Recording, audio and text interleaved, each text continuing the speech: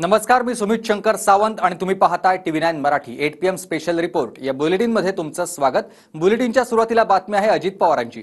शरद पवारांच्या 3 उमेदवारांना अजित पवारांनी दम दिलाय। अमोल कोल्हे, बजरंग सोनावणे आणि निलेश लंकेंचा थेट बंदोबस्तच करण्याचा इशारा अजित पवारांनी दिलाय।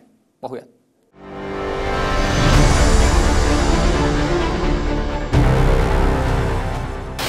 माझ्या नादी लागू नको।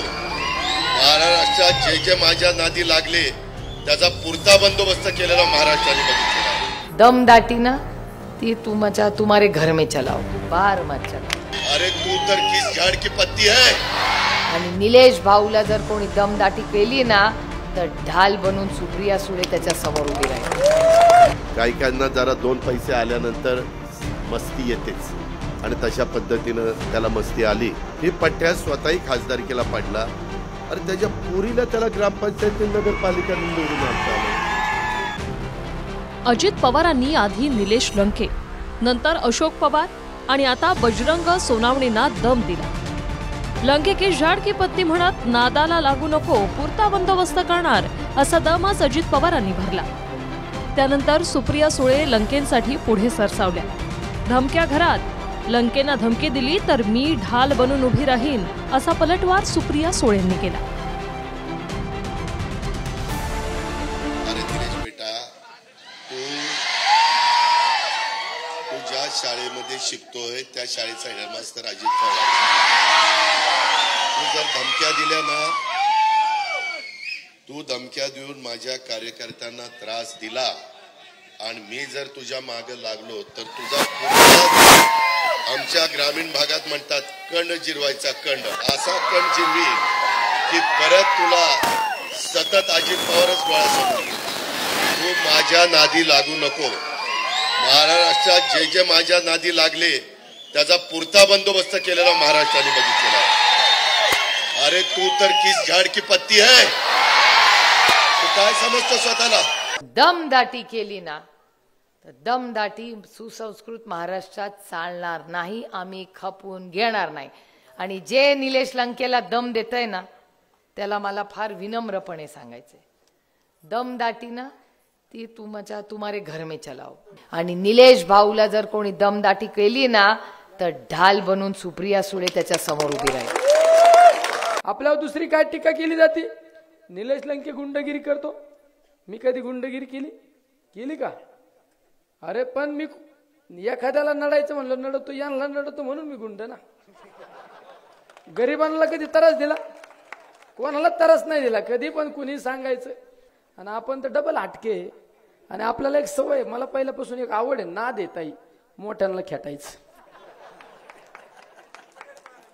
हा, मी शाळेत असताना कुस्त्या करायचो ना, मोठा पहिलवान बघून कुस्ती करायची।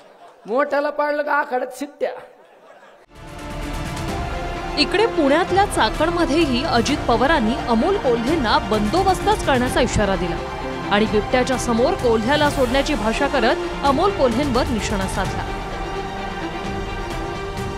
काल कोणतरी येऊन इथं बरळलं, अजित पवार इतके दिवस स्मारक का नाही केलं? अरे तुला काय करायचं? मी केव्हा काय रे, तुझं काय जातंय? आणि मला तुम्ही विचारता, मग याच्या आधी पण अनेक लोक नेते झाले, 4-4 वेळेला काही जण मुख्यमंत्री झाले, मग त्यांच्याही काळात स्मारक नाही झालं, मग तुम्ही त्यांना दोष देणार आहे का? अरे खासदारा, तू आता ज्याला नेता मानलं त्यांना दोष देणार आहे का? अजित पवारचं नाव घेतो, काय वाटायला पाहिजे तो? या पद्धतीने मी खपून घेणार नाही। आहे तोपर्यंत सरळ आहे, जर कोणी वाकड्यात शिरला तर त्याचा पुरा बंदोबस्त केल्याशिवाय गप्पा बसणार नाही, हे मला चालणार नाही। तुम्ही पण सगळ्यांनी आपापली काळजी घ्या। आपल्याकडे एक कुत्र राहिलं नाही त्या बिबट्यामुळं, कुत्री आता संपल्यामुळं बिबट्या दुसऱ्यावर आपल्या वासरांवर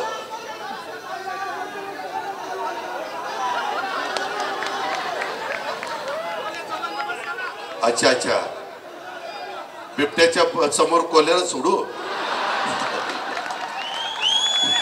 मित्रांनो, बर लांडगे कोल्हे काय असतील त्यांना सोडू आपण तिथं, काळजी करू। वन्य प्राणी वेगळा अर्थ काढू नका। साधं मांजर सुद्धा कोंडून मारायचा प्रयत्न केला ना तर प्रतिहल्ला करत। शिवसिंहाची औलाद आहे, थांबणार नाही। आता तर प्रचार सभा संपल्यानंतर अजून विधानसभा बाकी आहे.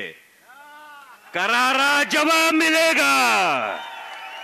आणि एवढंच नाही, आतापर्यंत आज्ञाधारक अमोल कोल्हे बघितला, जेव्हा कफन बांधलेला बंडखोर अमोल कोल्हे बघाल तेव्हा त्याची फक्त तयारी ठेवा, एवढंच तुम्हाला सांगतो.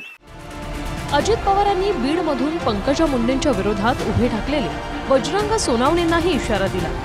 पैशाची मस्ती आल्यानं सोनावणेंनी मला सोडलं, मुलीला निवडून आणता आलं नाही आणि खासदार व्हायला निघाला, अशा शब्दात दादांनी समाचार घेतला. पण सोनावणेंनीही मावळमधल्या पार्थ पवारांच्या पराभवाची आठवण करून देत अजित पवारांना त्याच भाषेत उत्तर दिलं. बरं चाललं होतं, त्याला का अवदसा आठवली कोणाला माहिती, आणि ते एकदम उभंच राहिले. बरं मागं उभं राहून ट्रायल झाली पडायची, आता कशाला उभं राहायचं. परंतु मित्रांनो, काही काहींना जरा दोन पैसे आल्यानंतर मस्ती येतेच, आणि तशा पद्धतीनं त्याला मस्ती आली. ही पठ्ठ्या स्वतःही खासदारकीला पडला. अरे त्याच्या पोरीला त्याला ग्रामपंचायती नगरपालिका निवडून आणता आलं. तुम्ही म्हणलात ज्यांना ज्यांची मुलगी निवडून आणता आली नाही, खरंय, पण तिला पराजित करायचं पाप सुद्धा आहे तुमच्या पालकमंत्र्यांना केलेलं आहे. जिम्मेदारीने सांगतो, मावळ लोकसभा मतदारसंघामध्ये कुणाचा मुलगा पराजित झाला दादा, याचा उत्तर महाराष्ट्राच्या जनतेला तुम्ही द्या. तुम्हालाही तुमचा मुलगा निवडून आणता आला नाही, आणि ज्यांनी सांगितलं तुमच्या कानात हे, त्यांना सुद्धा त्यांचे वडील निवडून आणता आले नाही चौसाळा जिल्हा परिषद गटामध्ये. अरे तुम्ही कशाला आमचं माप काढता? तुमचं माप बीड जिल्ह्यातली जनता काढल्याशिवाय सोडणार नाही. आपल्या विरोधकांवर, विशेषतः शरद पवारांच्या राष्ट्रवादीतील नेते आणि उमेदवारांवर अजित पवार उघड दम देत आहेत. पण आता अजित पवारांवरही पलटवार सुरू झालाय. Bureau report, TV9 Marathi.